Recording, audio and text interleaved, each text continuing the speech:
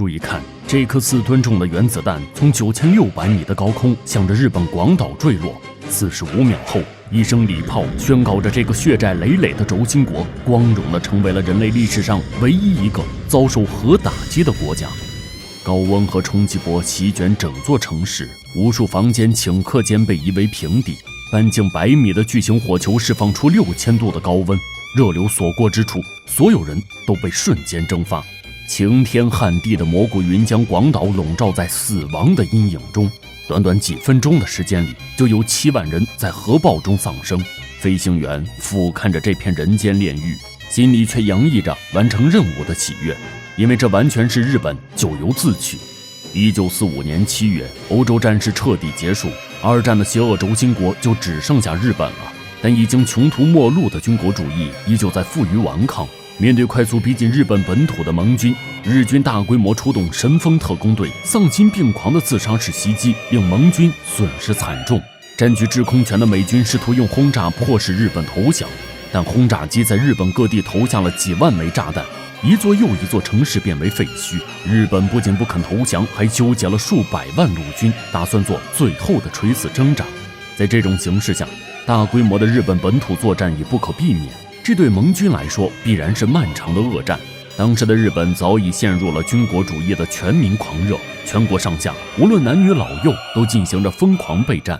士兵们每天都在演练自杀式袭击，遇到盟军坦克就会抱着炸药包钻到车底引爆。女学生也在训练如何用削尖的竹矛杀死盟军士兵，甚至连无数儿童都参与军训，人人誓死效忠天皇。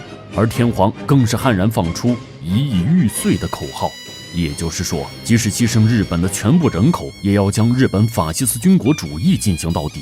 面对如此荒唐的国家和民族，美军总统杜鲁门感到有些伤脑筋。他不愿为攻陷日本本土牺牲太大的兵力，但日本又不可能主动投降。就在他左右为难之际，一个好消息从新墨西哥的核试验场传来，威力巨大的新式武器原子弹研制成功，并顺利完成了试爆。杜鲁门大喜过望，他激动地告诉同僚，有了原子弹，孩子们就不用进军日本本土了。美国政府随即向日本发出了最后通牒，要求日本军方无条件投降。这实际上是给日本政府一个台阶下，因为仅仅是日军投降，就意味着可以允许日本保留天皇制度。但愚蠢傲慢的日本政府却将这种让步视为美国没有底气的证明，反而更加坚定了顽抗到底的决心。得知日本无视了最后通牒，杜鲁门也不再客气，当即批准了向日本投放原子弹的计划。搭载原子弹的美国军舰从旧金山启程，横跨太平洋，最终抵达日本附近的天宁岛。该岛是美军最大的空军基地，投放原子弹的战机将从这里出发，飞向目标城市。美军原本计划直接在东京投弹，但考虑到留着天皇还有用，就退而求其次，将目标定为了日本的军事中心广岛。这次任务由3架战机执行，分别负责投弹、运载记录设备以及拍摄影像。1945年8月6日，行动正式开始。当时的广岛还处于一片安宁和谐，侵略扩张所掠夺的大量财富让这里变得格外繁荣兴旺。常言道，出来混，迟早要还的。这座城市今天就将切身体验一下发动侵略战争所招致的恶果。不久之后，一架探测天气的美军战机先行抵达广岛上空。今天的广岛阳光明媚，万里无云，是个适合投弹的好日子。这架战机引发了城里的防空警报，市民们纷纷躲进防空洞。这对他们来说是一次陌生的经历，因为广岛是目前少数没有遭受轰炸的日本城市。但人们并不知道，这也是美军选择在广岛投弹的原因之一，因为在这里可以更好地检验出原子弹的真正威力。气候侦察机掉头飞走，接下来的半个小时内什么也没有发生。防空警报解除，市民们纷纷回到各自的岗位。他们认为这只是美军飞机的常规巡航，不足为惧。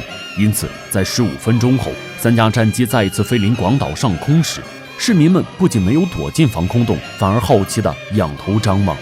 然而这一次来的却是投弹机组，而且即将投下史无前例的超级武器。上午8时15分，原子弹小男孩从1万米高空坠向广岛。当地的日本兵还在傻呵呵地抬头仰望，想弄清这个旋转着坠落的椭圆形物体是什么。45秒后，答案揭晓。小男孩从离地600米的高空引爆，弹头的计时和气压开关启动了点火程序，一枚油质子弹射向游标，而这融合后触发裂变连锁反应，固态物质开始分解，并释放出难以想象的巨大能量。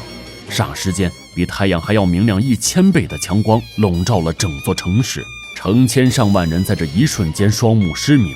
接下来，高热汹涌而出，爆心附近的人立即蒸发得一干二净，半径数百米的火球膨胀开来，1公里内的所有物体都在6000度的高温中灰飞烟灭，3公里内的所有生物都在数秒之内被烤成焦炭。之后，以音速扩散的超强冲击波席卷了整座城市，摧枯拉朽的狂风粉碎了10公里内的6万幢房屋，再坚固的建筑在核爆的滔天威能面前也如纸箱般单薄脆弱。砖瓦和玻璃的碎片在冲击波的裹挟中化为无数横飞的子弹，造成了更严重的次生灾害。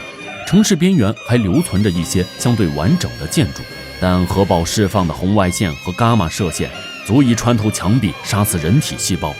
遮天蔽日的蘑菇云升上万米高空，宣告着这座城市的终结。在核爆中直接丧生的人数高达7万，而生还下来的人还要面对更加恐怖的地狱。整座城市已经陷入了一片火海，熊熊烈焰从木质建筑的残骸升腾而起，形成无数冲天的火柱。浓厚的黑烟弥漫在广岛的每一个角落，整座城市都像被放在了烧烤架上，不少人被烟雾活活熏死，而烧死烧伤者更是不计其数。建筑废墟中掩埋了成千上万的伤员，但没有任何人能够救得了他们，只能惨叫着被火海吞噬。街道上游荡着一些幸存者，他们大部分都是全身烧焦不成人形，犹如一群行尸走肉。由于极度干渴，大批生还者聚集到河边喝水，许多人在拥挤中被压到河底活活淹死，后面的人就趴着浮尸继续向前。经历了核爆的劫难，几乎所有人都变成了疯子。不久之后，瓢泼大雨倾盆而下，然而这些雨水都呈现出奇异的黑色，犹如无数沥青从天而降。干渴的人们并不在乎这些，他们全都张嘴去接那些黑色的雨滴，却不知黑雨是来自吸收了大量辐射尘的雨云。这些雨滴中核辐射剂量高得吓人，接触到的人绝大部分都会在数小时内中毒身亡。不过辐射并不只是存在于黑雨中，实际上整个广岛都成为了浓度极高的核辐射区，放射性的剧毒已经深深渗透进了每一寸土地和每一个幸存者的体内。核辐射不仅会造成组织坏死和器官病变，还会杀死全部白细胞，使人体彻底丧失免疫力，由内到外逐渐腐烂，直至死亡。广岛核弹事件中，除了当场死于爆炸的7万人以外，后续死于烧伤、辐射以及各种疾病的还有13万人。但令盟军始料未及的是，日本遭受了如此惨重的损失，居然依旧拒绝投降。他们坚信，如此恐怖的新型兵器，美军不可能还有第二颗。广岛市长甚至还发表声明，号召当地居民重燃斗志，继续与同盟国抗战到底。看来，军国主义的流毒远比核辐射要可怕得多。杜鲁门亲自向日本发出最后通牒。First atomic bomb was dropped on Hiroshima, a military base. If Japan does not surrender, bombs will have to be dropped on war industries.